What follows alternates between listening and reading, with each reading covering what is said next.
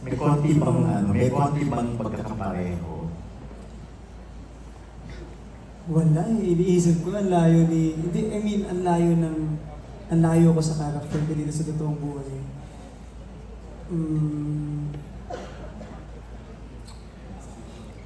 Ano po kasi, nung binigay po sa amin itong show na to, talagang una, inano po namin ni Sophie na i-live siya sa mga ginawa namin before. Kasi talagang, before po, more on cute lang talaga.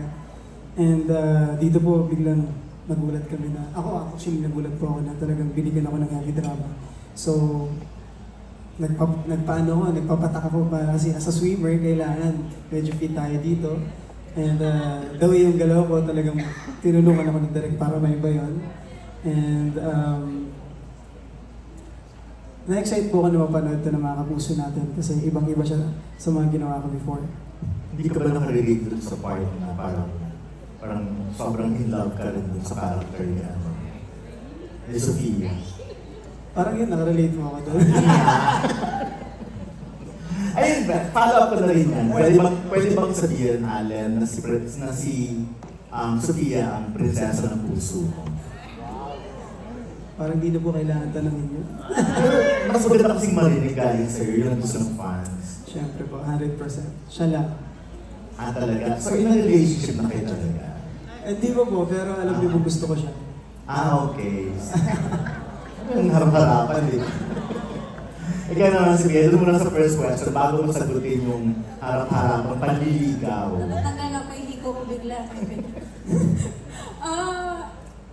Actually, nakarelate ako kay Princess kasi una-una po, in terms of her relationship with her tatay Dado, ganyan din po kasi ako kay mommy. Like, I'd be willing to do anything for her. Tapos, pangalawa, yung the way she sees the good in all things. Yung naniniwala siya na lahat may kabutihan, laging may paraan, laging may solusyon. So, doon po ako nakaka-relate kay Princess. And reaction sa mga sinabi. Ano feeling mo pag sa age nyo ngayon, merong guy na sobrang proud na nagsasabi kung gano'n ka niya kagusto and siya na ikaw talaga yung prinsesa ng puso niya at wala nang iba.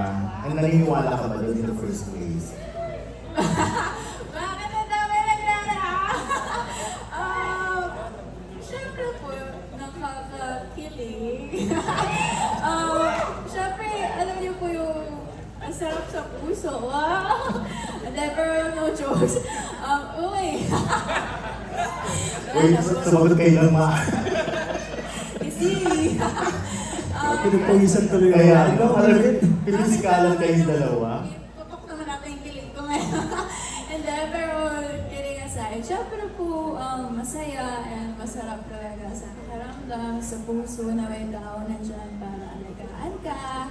Alam mo na may tao nandyan lagi para makinig sa'yo, supportahan ka, especially sa work dahil magkasama kami kapag napapagod, andyan siya para iabad yung water ko, yung pakainin ako. Minsan po kasi pasaway ako sa work.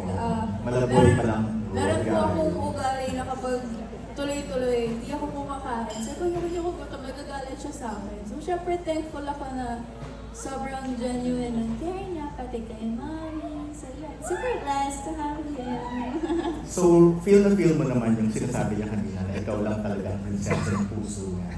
And, Opo. hanggang kailan siya pwede maghintay? May pressure yung tanong. yung parents po. Okay. So, depende sa parents kung kailan pwede. Opo, syempre, parents. Saan ang parents mo? Nandiyan po. Nandiyan po. Hindi, meron bang ganito, Allen, willing ka ba talaga na maghintay? Although bata pa kayo pero nakakabilib kasi yung mga teenager na ngayon pala nagsasabi na gusto nila isang tao, tapos willing silang maghintay. Ako po, willing po ako. Anytime ako sabihin eh. Pag sabihin na pwede na game po ako. Talaga? Ayaw na maghintay. So, paano ka ba manligaw? Paano ba niya nararamdaman na naliligaw ka talaga? Hindi, ano po kasi, pag ako po kasi gusto ko pag nagligaw po ako, katulad po ng tatay ko, dinadahan po natin sa classic po talaga na ganda na ng bulaklak, pupunta ka sa magulang niya, baga pagsisilihan mo siya. So, gusto mo yung gano'n, Sophie? Sino po ba gusto rin natin maranasan yung parang makaluma na style ng ligo. Kasi diba ngayon parang wala na ligo-ligo, parang kayo gusto lang ako, kaya na, gano'n. And I'm thankful na gano'n yung mindset niya na gusto niya daanin sa classic na panliligaw. Siyempre nakakakilig. Thank you, Dominic and Chief.